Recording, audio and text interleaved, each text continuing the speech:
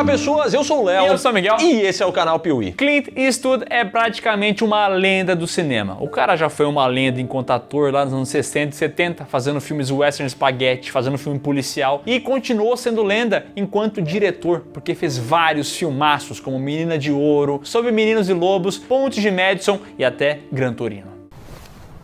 Olha lá. Que isso? E olha lá, compadre, acho que esse velho é maluco, hein?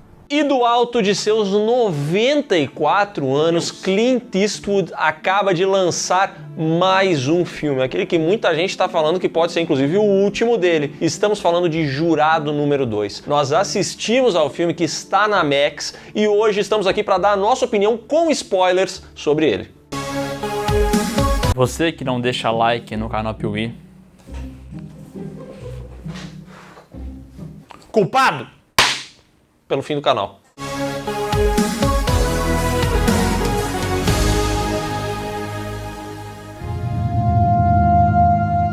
É o seguinte, Clint Eastwood é um cara abençoado na história do cinema, porque realmente ele estava em vários filmes muito bons e quando você achava, pô, não tem mais pra onde ir, esse cara entregou filmaços na carreira dele. Então sempre que ele tá pra fazer um filme novo, o pessoal anuncia, chama a atenção, porque ele é um cidadão que realmente consegue imprimir uma visão única nos filmes dele, especialmente de humanidade, como as pessoas se portam em algumas situações. E Jurado número 2 é um filme que fala exatamente disso. Na trama a gente vai acompanhar o personagem do Nicholas Hoult, que está ali participando de um júri, onde ele é um dos 12 selecionados, onde eles têm que falar se a pessoa que eles estão ali observando é culpada ou não, de acordo com a visão dessas pessoas. O que acontece é que nesses júris você não pode ter contato com o réu, você não pode conhecer o cara ou ter passado por uma situação onde você viu ele perto desse crime acontecer, você tem que ser isento. Acontece que o personagem do Nicholas Hoult não é tão isento assim. Ladrão! Ladrãozinho!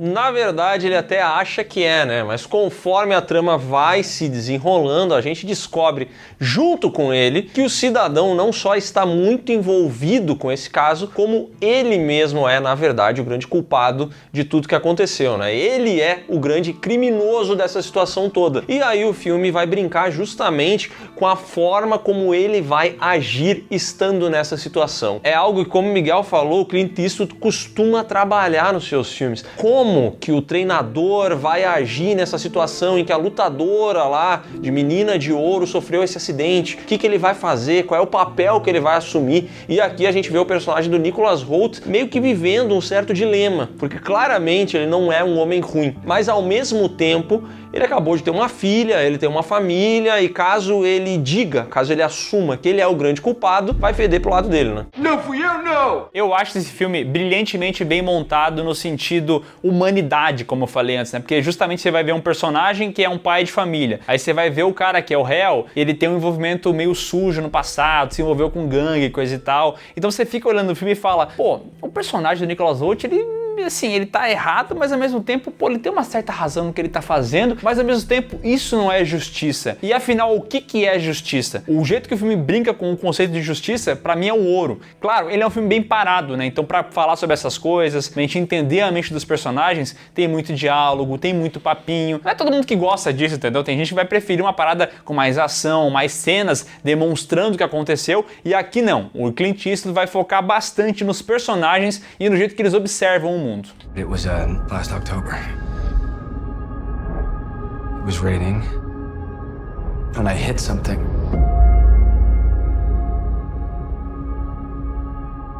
E assim, basicamente, ele é um filme de tribunal. Na verdade, ele lembra bastante o 12 Homens e uma Sentença. Tá todo mundo numa sala, essa galera precisa decidir pra onde vai, etc. E essas partes, tanto da sala quanto do tribunal, elas não são assim tão empolgantes quanto Hollywood costuma fazer. Inclusive não são tão empolgantes quanto é lá em 12 Homens e uma Sentença, né? Porque nesse filme que o Léo deu exemplo, toda essa parte do papo e tal, pra descobrir se o cara é culpado ou não, é muito mais empolgante, porque cada um traz um aspecto, eles disputam entre si, si pra ver quem tem a razão. Já que no jurado número 2, muitas vezes eles começam uma discussão troco de nada, né? Tipo, o cara falou assim, quem você é pra falar que o cara é culpado? E aí começa uma discussão que não tem início, um lógico, entendeu? Parece que tem que ter uma discussão ali e as coisas meio que são corridas pra chegar lá, né?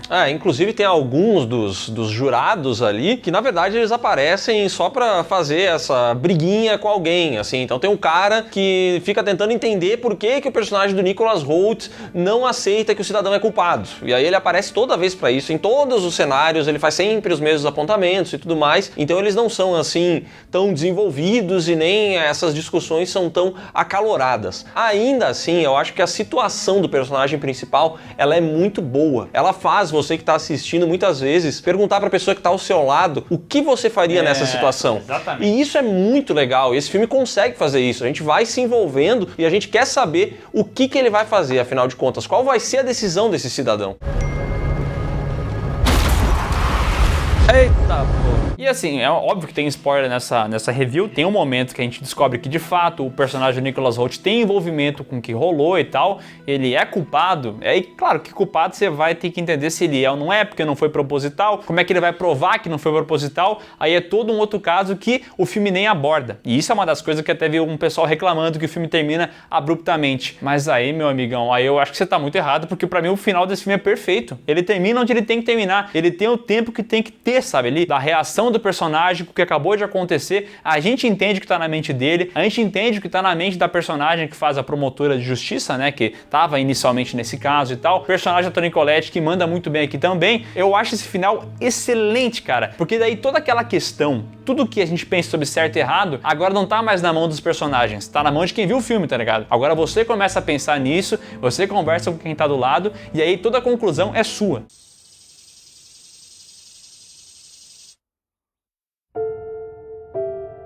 Eu acredito que muita gente queria que ali naquele final tivesse mais 30 segundos, que é ela batendo a porta e talvez falando pra ele assim, ó, eu andei pensando e a gente vai ter que revisitar essa situação. Aí muitas pessoas já ficariam felizes, pô, beleza, ela vai atrás, ela vai fazer não sei o que e tudo mais, mas pra mim também, eu acho que o final dele é legal e faz com que a conversa sobre o filme continue, entendeu? Eu adorei vários personagens desse filme, como a gente comentou antes, nem todos são bons, alguns estão só a serviço da trama principal e tal, e não tem muito a ser dito, mas eu quero trazer luz pra um personagem específico aqui, que é um personagem que observou o que aconteceu. Ele cita que ele viu o réu indo lá, batendo na mulher e fazendo tudo mais. Ele é meio que a grande prova que fala, olha, esse observador aqui viu o que aconteceu, esse cara aqui não tem como ser inocente.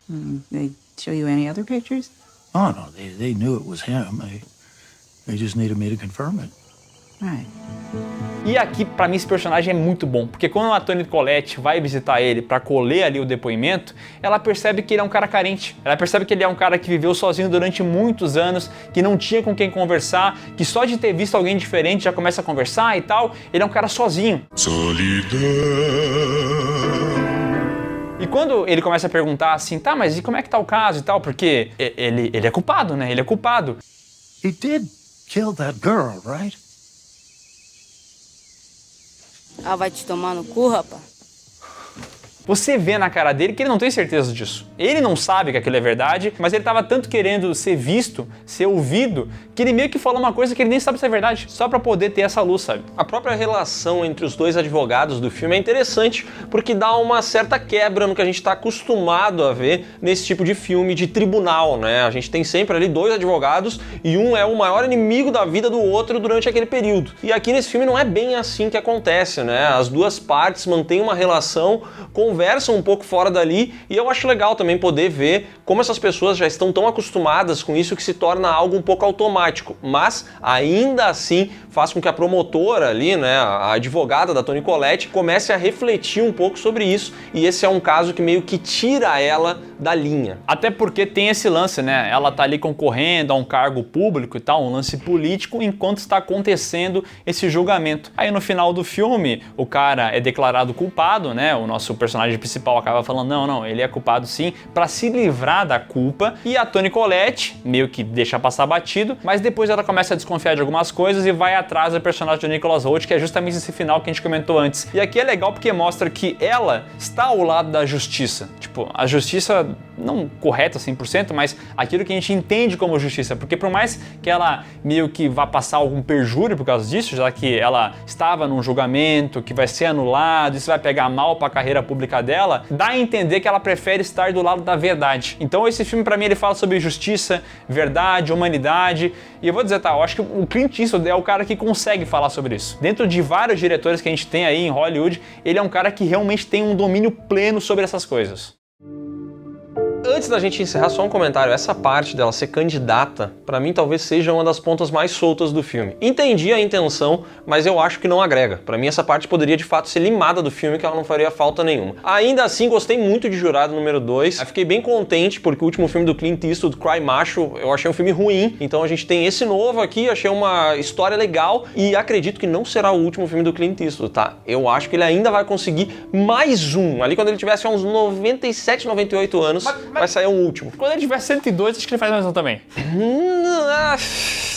Tomara que faça muitos ainda, porque a gente adora o Clint Eastwood e eu gostei bastante de Jurado número 2. Pra mim, eu fecho com uma nota 8. Eu vou fechar aqui com uma nota 9, me surpreendeu bastante esse filme. Os defeitinhos que eu acho que é essas disputas iniciais que tem que não levam a nada, uma outra conveniência de roteiro, aqui tem um momento do flashback que eu acho bem paia, que é a Toni Collette no tribunal, e aí vem aquela voz com eco no fundo. Nossa!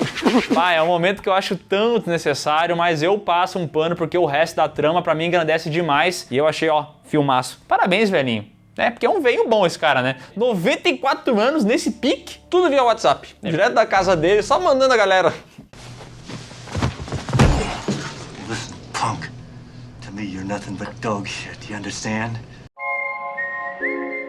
Então é isso, pessoal. Se você gostou desse vídeo, dá um like aqui embaixo, se inscreve no canal, marca o sininho e comenta sua opinião sobre o filme Jurado número 2. E não se esqueça de conferir aqui na descrição os links que vão levar você para as nossas redes sociais, para as lives do Miguel e para o PeeWeeCast, o podcast do canal Piuí, que teve um prêmio dos melhores do ano de 2024. Que não participou esse filme aqui, que não participou a Nora, que não participou vários outros, porque a gente pegou um recorte de filmes que a gente tinha visto até dezembro. Então você vai saber o que teve de melhor até dia 30 de novembro.